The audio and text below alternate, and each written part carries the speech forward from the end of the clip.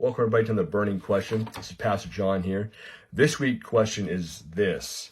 When the Bible talks about one day to God is 1,000 years to us, how does that work with the 6 days of creation? Now, the text you're referencing here is in 2 Peter chapter 3, verse 8, and it says this, "But do not overlook this one fact, beloved, that with the Lord 1 day is 1,000 years, and 1,000 years as 1 day."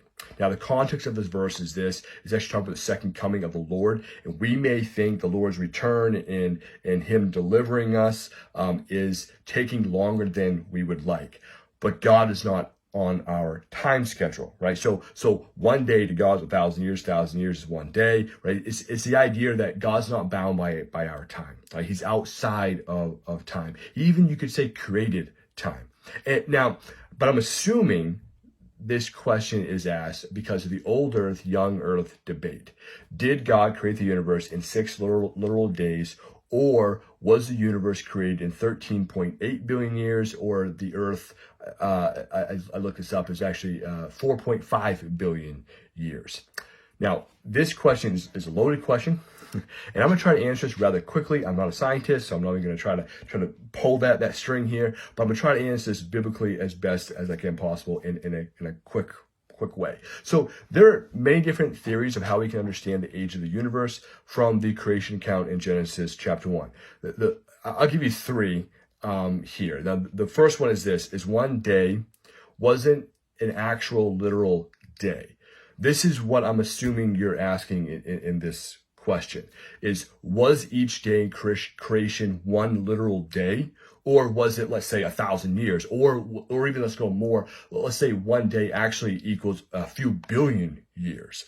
And this could make modern science kind of jive more with the creation account in Genesis. And many well-respected Christians hold this view. Christians that I respect hold this view. But there are some problems with this when you're studying into the passage in Genesis. First is that the day and night cycle in each day is clearly labeled for us. As each day ends with, there was morning and evening the first day, there was morning and evening the second day. It all ends, each day ends with that same cycle, right? A morning and night, sun rises, moon, and it sets, moon rises and sets, day and night cycle. Also, another problem with this idea is that on the 3rd day, God created the plants and the trees. On the 4th day, God created the sun. So in this theory, that would mean there were billions of years between the plants and the sun. So the plants and the trees and all the vegetables and everything had to survive for billions of years before there was a sun. Now, could God sustain the plants for that long? Sure, absolutely. But it just kind of seems a little out of place when you're kind of studying through it. The counter theory to this is that the text, when it says 1 day, it means 1 literal day. 1 day equals 1 day, right? So this would mean that if we take all the genealogies in the Bible and we add them up, the earth would actually be around 6,000 years old. Much different than your 4.5 and 13.8 billion years, right? Very different. So many Christians also hold to this theory, believing that the dating process that is used to date the earth and date the universe is actually faulty. There's no way to really know for sure, and they're kind of off.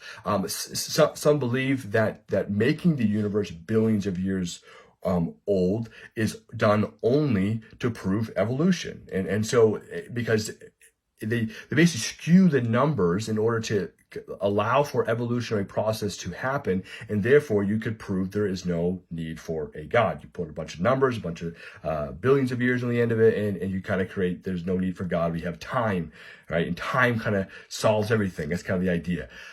Now, if you do take Genesis literal, right? Genesis chapter 1 literal, this is very plain. 1 day equals 1 day. Some people believe that Genesis chapter 1 is actually more poetic in its writing. And so 1 day actually doesn't literally mean 1 day because it's more of a poetic type writing. Now, I want to throw a third theory out here. And it's not really a theory. It's actually more just of a thought, kind of something to think about, I think. I'd say it like that. Is that 1 day actually does equal 1 day. But, there's a but here. There's no way to know how many days Adam and Eve actually existed in the garden before the fall. There's no time scale here from Genesis 2 to Genesis chapter 3. We have no idea how long they were in the garden before they sinned and ate of the tree of the knowledge of good and evil. And also, the question could be is could they have been in the garden for millions or billions of years? Could have been. There's no way to really know.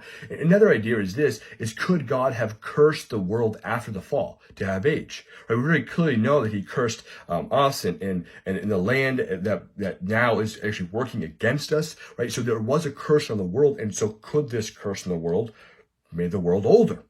Maybe. Or even the flood. You throw that in there. Like, what would a worldwide flood do to the landscape of the world? Could that throw off the dating process? Could that actually make the world look older than what it actually is? And there's no way to know any of this for certain. Once again, I'm not a scientist, and I'm not even going to try to claim I am, right? But I myself, when I'm reading the Genesis account, Genesis chapter 1, I take it to mean literally one day. So when I read one day, I do believe it is one day. But I also hold the theory, once again, that I don't know how long Adam and Eve were in the garden. There's no way to know. I believe they were actually in the garden probably much longer than just a few days. I believe they were in the garden for, could be billions of years, right? I don't really know, right? Also, I do believe, once again, that the flood did crazy things to the landscape. I believe that God, when he cursed the world, it definitely could throw off the dating process. I really don't know for sure. But I do want to make this one last point, okay, with all of this. The age of the earth is not a salvation issue. It's not a salvation issue at all.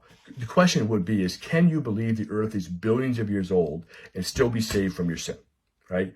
Can you believe the earth is 6,000 years old and still go to heaven?